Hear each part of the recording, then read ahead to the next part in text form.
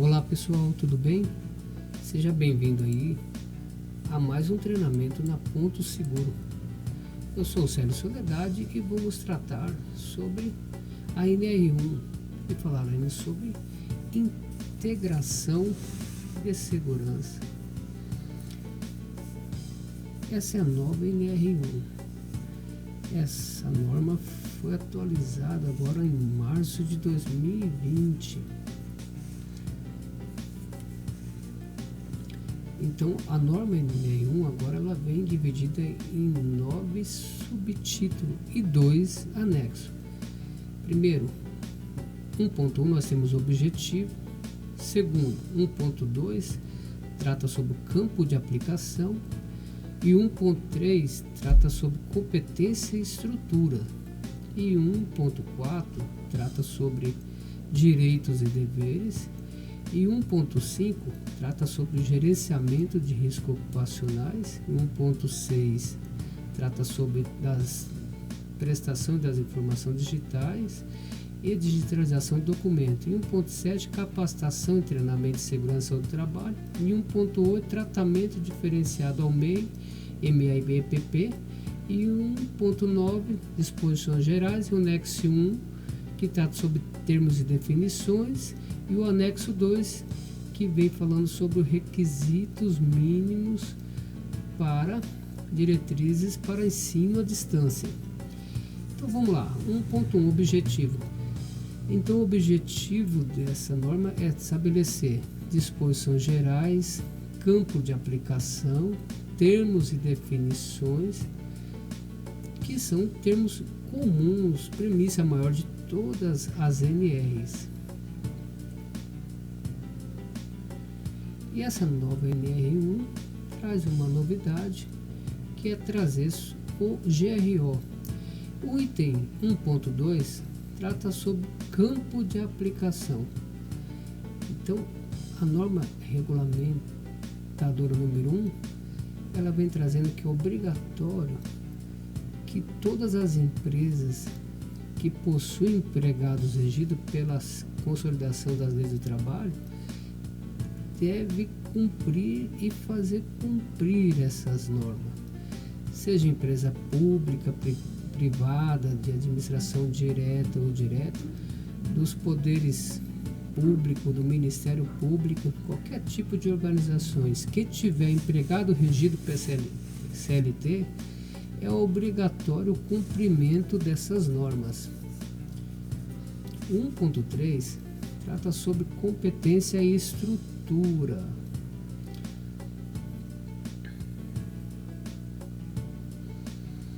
Então o olhar é um pouco moderno com relação aos ministérios que nós tínhamos antigamente, que era o Ministério do Trabalho. Hoje, atualmente, nós temos o Ministério da Economia, que dirime os assuntos sobre assuntos de segurança e saúde. Aí nós temos a Secretaria do Trabalho, subordinada ao Ministério da Economia, e a Subsecretaria do Trabalho, que tem a atribuição de promover a CAMPAT, as campanhas nacionais de prevenções e também a Política Nacional de Saúde e Segurança do Trabalho e as fiscalizações. O item 1.4 trata sobre os direitos e os deveres entre empregadores e empregados. Então, o empregador, por exemplo, ele deve cumprir todas as disposições previstas nas normas regulamentadoras, com consequência de estar sujeito às penalidades previstas nas normas. E também é dever do empregador informar aos empregados os riscos que todos estão expostos no exercício das suas atividades, bem como as medidas de controles que eles devem utilizar para mitigar os riscos que estão expostos. Isso através da ordem de serviço, OS, que, de acordo com cada atividade, deverá constar a descrição do serviço que o empregado irá executar, demonstração dos riscos e os controles que a empresa tem para gerenciar os riscos do empregado, ou seja, as medidas preventivas para cada processo de trabalho. Quanto aos trabalhadores, eles devem observar e devem cumprir com a ordem de serviço, utilizar as medidas de controle de risco, seja coletiva, individual ou administrativa, prevista na ordem de serviço pedida pelo empregador. Inclusive, se houver algum risco que não esteja previsto na ordem de serviço, ele deve comunicar ao empregador. E em qualquer situação onde haja risco grave e iminente à saúde, ele pode interromper suas atividades. O item 1.5 trata sobre o GRO, Gerenciamento de Riscos Ocupacionais. Esse assunto é bastante complexo, porque ele está tratando de assuntos relacionados a gestões de segurança no trabalho, prevista na norma de gestão ISO 45001. E a ideia do Ministério da Economia, hoje, que dirime as questões da saúde e segurança do trabalho, é integrar os gerenciamentos de risco previstos nessas normas de certificações dentro do conceito de atribuições de obrigatoriedade do cumprimento do gerenciamento de riscos por parte de todos os empregadores. Então, todas as empresas que possuírem sistema de gestão, elas já estão enquadradas de acordo com a NR 1.5. Elas têm condições de integrar toda a sua gestão dentro do conceito previsto na portaria que trouxe hoje a NR 1. Então, necessariamente, as empresas elas devem manter as suas gestões em funcionamento de acordo com os escopos dos seus contratos, de acordo com as suas rotinas de operação dos seus sistemas, de acordo com seus objetivos e metas. Elas conseguem justificar e integrar o seu sistema de gestão dentro do quesito de cumprimento legal que está previsto no PGR. Então, é possível fazer uma absorção de todo esse sistema de gestão dentro do programa de gerenciamento de riscos de forma muito direta, e vai ser uma documentação importante para a empresa conseguir gerenciar as suas questões de cumprimento do dever legal. Outro item 1.6, que trata sobre da prestação da informação digital e digitalização de documentos. Através de uma assinatura digital, que é concebida através do ICP Brasil, vai ser gerado o certificado digital.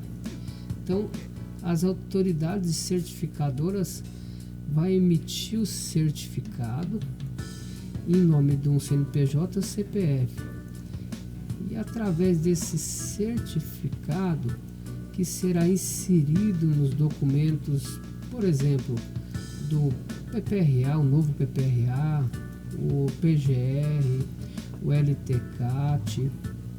Então, o profissional de segurança do trabalho, ele pode assinar digitalmente o seu documento e encaminhar a prestação de informação digital. E o item 1.7, vem tratando sobre capacitação e treinamento, saúde e segurança no trabalho, ele traz assuntos novos com relação à questão de capacitação e treinamento. Então, será possível realizar os treinamentos no formato EAD ou semipresencial.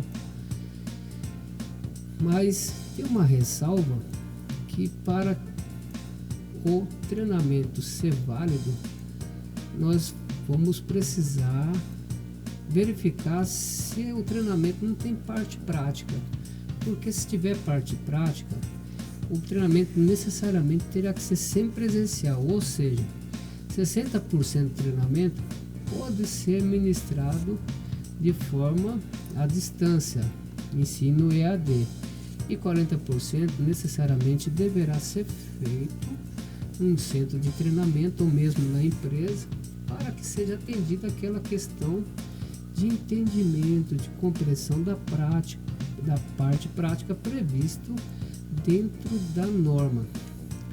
E também esse item fala sobre o aproveitamento do treinamento. Por exemplo, empresas que, ou melhor, empregado que já fez treinamento em uma empresa anterior a que ele está sendo admitido, esse treinamento anterior ele pode ser aproveitado para outra empresa, desde que seja convalidado, ou seja, precisa necessariamente comissionar esse treinamento, fazer uma avaliação desse treinamento e apropriar para a nova empresa.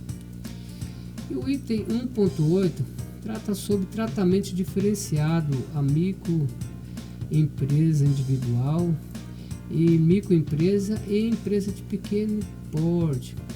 Então vejam bem, de acordo com a tabela que você está vendo, então a empresa hoje, que se for uma MEI, o microempreendedor individual, ela estará dispensado de ter o PGR em virtude do seu dimensionamento, tanto de pessoal e também de faturamento. Então ela não é obrigada a elaborar o PGR, porque ela não está enquadrada. Agora, se ela for uma ME ou EPP, vai depender do grau de risco da empresa. Se o grau de risco for 1 e 2, e se ela tiver comprovado que ela não tem risco físico, químico, biológico, ela também está dispensada de cumprir o PGR, certo? Agora, o PCMSO, Programa de Controle Médico de Saúde Ocupacional, ela também está dimensionada de acordo com o grau de risco. Se for grau de risco 1 ou 2 e que estiver comprovado de acordo com a NR9 que não existe os riscos químico, físico e ou biológico ou ergonômico, também não será obrigado a elaborar o programa de controle médico de saúde ocupacional. É claro, deverá elaborar o ASO, o atestado de saúde ocupacional normalmente, mas não o programa de controle médico de saúde ocupacional. Seu novo olhar está sendo tratado então no item 1.8 da norma NR1. Agora, para você entender como é que você encontra o grau de risco da empresa, é simples. O CNPJ ele tem um dispositivo que você vai encontrar o Código Nacional de Atividade Econômica, que é o CNAE. Então, vamos pegar o CNAE preponderante da empresa e vai na NR4, lá no quadro 1, e ali você vê o enquadramento de acordo com o CNAE e o cruzamento da atividade, e ali você vai descobrir o grau de risco da empresa E depois disso vai possível fazer esse dimensionamento, se ela é obrigada ou não cumprir com esse quesito que acabamos de ver. E o próximo item vai falar sobre as disposições gerais. E esse item trará sobre as penalidades que serão sofridas pelo descumprimento da NR1 e demais normas regulamentadoras, e todos os assuntos referentes às normas regulamentadoras. E esses assuntos estarão previstos todos dentro das disposições gerais. E aí nós temos também o anexo 1, que tratam sobre termos e definições. E esse termo e definições, eles estão tratados em todas as normas regulamentadoras, traz esse conceito. Importante a gente ter conhecimento, consciência sobre esse termo e essas definições que as normas utilizam. O anexo 2, ela fala sobre as diretrizes e requisitos mínimos para a utilização da modalidade ensino à distância e semipresencial.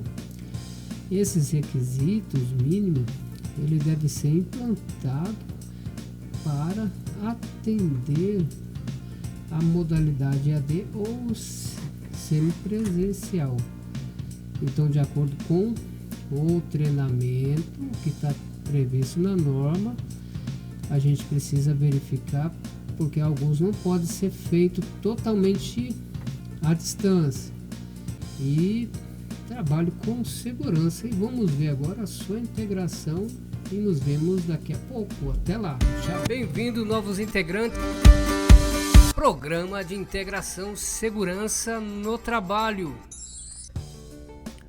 Conheça seus novos colegas de trabalho. Senhor Montanha é o encarregado. Experiente, procure orientar os profissionais sobre sua responsabilidade a desempenharem suas tarefas com experiência, eficiência e segurança. Senhor Rochedo é o gerente responsável por toda a obra.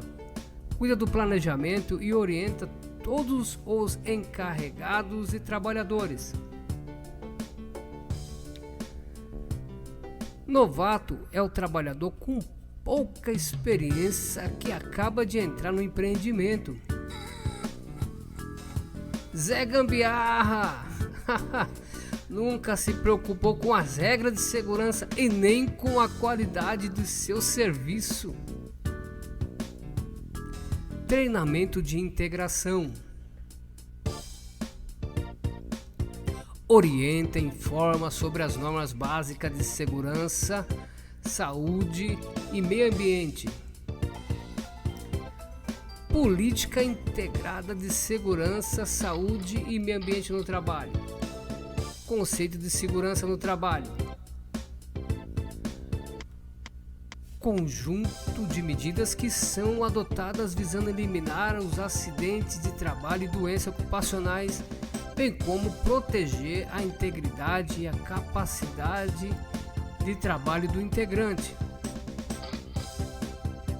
Prevenção de acidentes.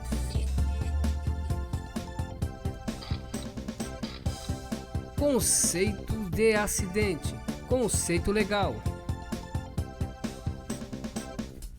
É aquele que ocorre pelo exercício do trabalho a serviço da empresa ou pelo exercício do trabalho dos segurados especiais, provocando lesão corporal ou perturbação funcional que cause a morte ou a perda ou redução permanente ou temporária da capacidade para o trabalho. Artigo 19 da Lei 8.213 de 24 de julho de 1991. Trata-se de um preceito legal previdenciário. Conceito de acidente. Conceito prevencionista. Qualquer evento não programado que cause ou tenha potencial para causar lesão ou doença ocupacional às pessoas, dano a bens, equipamentos e ou ao meio ambiente. Tipo de acidentes: acidente com afastamento, É o acidente que causa a perda da capacidade do integrante para o trabalho, o qual fica impossibilitado de retornar às suas atividades normais no mesmo dia. Acidente sem afastamento. É o acidente em que o integrante, após receber os primeiros socorros, retorna às suas atividades normais no mesmo dia.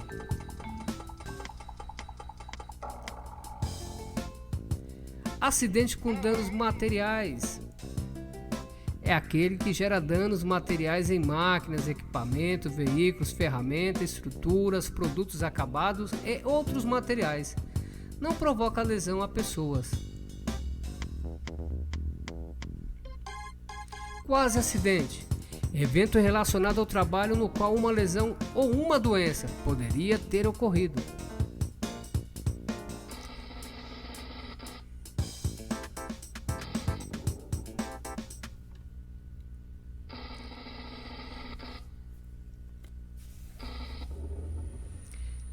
Pesquisa com mais de 300 empresas e cerca de 1.750.000 casos registrados comprova a seguinte proporção, que para 600 quase acidentes poderá incorrer em 30 danos à propriedade ou 10 lesão não incapacitante e uma lesão incapacitante ou fatal. Essa pesquisa foi realizada na década de 70, por ocasião do surgimento da OSHA, instituída no governo Nixon, que trata sobre saúde e segurança do trabalho, que é uma espécie de delegacia regional internacional que dirime as questões relacionadas à saúde e segurança do trabalho e higiene industrial. Como proceder em caso de acidente? Comunicar ao encarregado, ir ao serviço médico, mesmo se a lesão for pequena, comparecer ao escritório para que seja feita a análise do acidente. Observação: se o acidente for com danos materiais, isolar o local, equipamento e comunicar ao encarregado ou gerente. Riscos ambientais.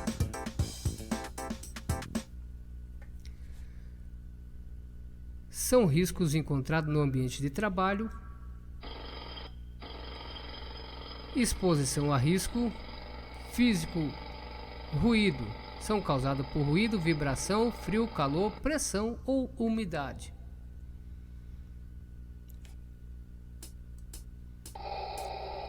Riscos químicos. São causados por vapores, gases, neblina, névoa, fumo ou poeiras. Riscos ergonômicos são causados pela postura errada durante o trabalho, levantamento manual de peso de maneira incorreta ou esforço físico exagerado.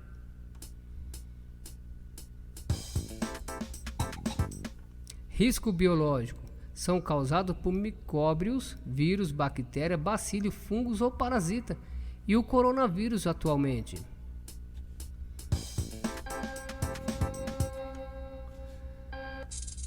Exposição aos riscos, risco de acidentes, são causados por máquinas e equipamentos sem proteção, ferramentas inadequadas com defeito, arrumação inadequada do espaço de trabalho, iluminação inadequada ou animais peçonhentos como cobra ou aranha.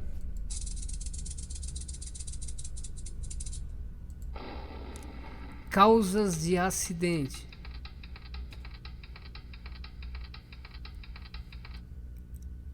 99% das falhas e são as principais. Imperícia é a falta de prática ou ausência de conhecimentos necessários para o desempenho de uma atividade. Negligência é a desatenção, a falta de cuidado ou de precaução em que se executa a atividade que pode provocar o dano. Imprudência, falta de previsão do integrante em relação às consequências de sua ação, É fazer o errado que se sabe fazer certo. Como Zé Gamberra cortando pão com serrote. Veja só, pessoal. Como evitar falhas? Planejamento. Pensar antes de fazer. Recursos técnicos, materiais e humanos adequados. Treinamento da equipe. Identificação e eliminação dos riscos. APT. Participação de todos os setores envolvidos na atividade. Boa comunicação. Inspeções periódicas. Acompanhamento dos trabalhadores e, é claro, disciplina. PI. Procedimento Interno em Segurança, Saúde, Trabalho e Meio Ambiente, que é o Programa Integrado de Saúde, Segurança, Trabalho e Meio Ambiente da empresa CMC, que tem o objetivo: define as ações dos seus consórcios, dos seus contratos com relação à saúde e segurança no trabalho e meio ambiente. Programas integrados, exemplo, faz parte o Programa de Prevenção de Riscos Ambientais, PPRA, Programa de Condições e Meio Ambiente de Trabalho, PCMAT, Programa de Controle Médico e Saúde Ocupacional, PCMSO, e Análise Preliminar de Nível de Risco, APNR, e Identificação de Impactos, de Aspectos de Impactos Ambientais, PIAAIA. Diálogo Diário de Segurança.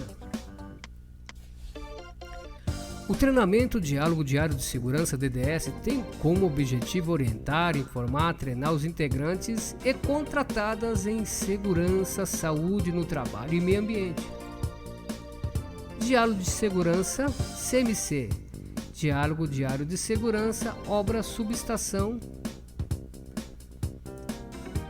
Análise Prevencionista da Tarefa, APT. Identifica os perigos e riscos de uma determinada tarefa e estabelece os meios para eliminar, diminuir ou controlar esses riscos. Como é feito uma análise preliminar da tarefa? Através de um documento onde são identificadas as etapas de cada atividade, os perigos e os danos, e as medidas de controle devem aparecer aqui na sequência. Tem que aparecer o nome pelo responsável pela elaboração e também dos executantes. Quando a APT deverá ser utilizada? Antes da tarefa. Quando a tarefa deve ser paralisada e a APT refeita? Primeira situação: alterações nas atividades envolvidas, nas condições climáticas como chuva, vento, etc. No local de trabalho, mudança na composição da equipe. Assinatura: 1. Todo executante deve assinar a APT. O responsável pela tarefa deve assinar. A supervisão chefia imediata também deve assinar. Exigências: ser mantida no local de trabalho, ser conhecida por todos os envolvidos na atividade. Inspeção de segurança: verifica se as atividades estão sendo desenvolvidas de forma correta e se os procedimentos e normas estão sendo cumpridos. As inspeções podem ser diárias, semanais, quinzenais ou mensais. Importante notar nessa condição de inspeção que a CMC ela tem um processo específico de suas normas de gestão e qualidade de segurança do trabalho e que estão programadas suas inspeções rotineiras que são feitas pelos seus técnicos de segurança e demais envolvidos comprometidos com o sistema de gestão. EPI, Equipamento de Proteção Individual. Todo equipamento usado pelo integrante para se proteger dos riscos que possa causar dano à segurança e saúde no trabalho. Os EPIs não evitam os acidentes, mas com certeza pode diminuir ou eliminar as lesões. Obrigação do consórcio onde presta o trabalho, a CMC fornecer o EPI adequado ao risco em perfeito estado e com certificado de aprovação dentro da validade do Ministério do Trabalho e Emprego. Treinar os integrantes sobre o uso correto do equipamento de proteção individual. Providenciar a substituição do EPI danificado. Obrigações do integrante: usá-lo apenas para a finalidade que se destina e nos locais onde é necessário. Responsabilidade por sua guarda e conservação. Tipo de EPI: EPIs obrigatórios no canteiro de obra. Óculos, capacete, protetor auricular, botina de segurança. Capacete com jugular, óculos de segurança, protetor auricular, calçado de segurança.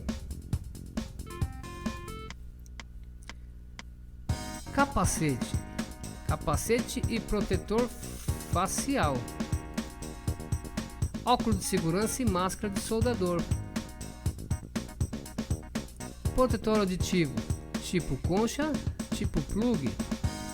Respiradores descartáveis. PFF1, PFF2, forma de instalação.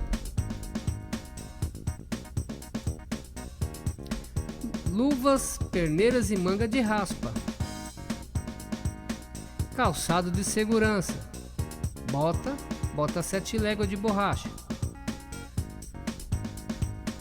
EPC, equipamento de proteção coletiva, é todo equipamento destinado a preservar a integridade física e a saúde dos integrantes.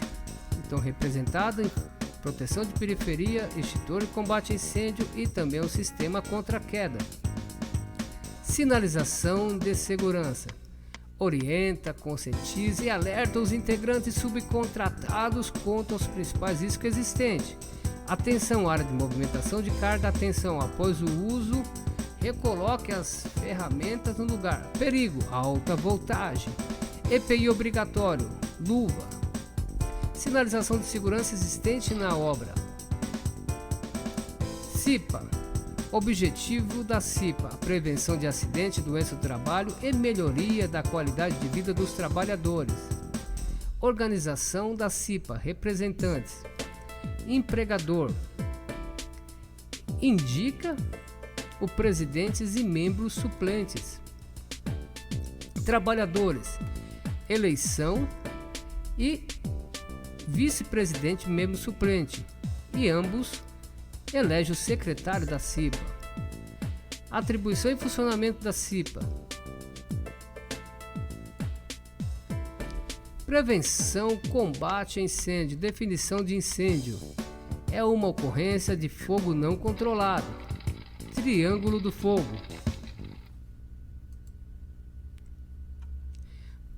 Para o fogo existir, são necessários 3 elementos: combustível, papel, gasolina, tecido, álcool. Calor, faísca elétrica, fósforo. Comburente, o oxigênio. Classe de fogo: classe A. Fogo de classe A ocorre em materiais sólidos como papel, madeira, tecido e borracha. Extintor correto: água utilizada, utilização múltipla. PQS, pó químico seco. Classe de fogo: classe B. Ocorre em líquidos inflamáveis como gasolina, óleo, álcool e querosene. Extintor correto: espuma, pó químico seco, dióxido de carbono e CO2, atua no processo de abafamento. Classe de fogo: classe C. Ocorre em equipamentos eletroenergizados como bateria e parte elétrica do carro. Extintor correto: pó químico seco, dióxido de carbono, CO2. Agentes extintores. Classe de incêndio: classe A. Madeira, papel, tecido. Água, sim. Pó químico, sim, com restrição para combater nessa classe. Gás carbônico, sim, com restrição. Classe B: gasolina, álcool, tintas. Água, não. Isso pode provocar, inclusive, a aceleração das chamas. Pó químico seco, e é ideal para esse tipo de classe de incêndio. Gás carbônico, atua no abafamento e retirada do oxigênio. Sim. Classe C, equipamento, instalações elétricas energizadas. Água, não. Pó químico seco, sim. Gás carbônico, ideal. Saiba usar o extintor certo. É preciso conhecer a aplicação de cada classe de extintor para não piorar o problema. Um extintor de água, por exemplo, se for usado em equipamento energizado, causará um curto-circuito. E como a água é condutor de energia, você poderá levar um choque. Extintor errado é nó cego.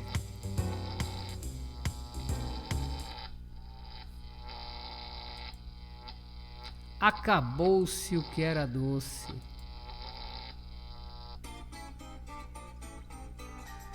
Agora você sabe cuidar da sua segurança. Parabéns e um bom trabalho para todos. Seja bem-vindo em nome dos seus instrutores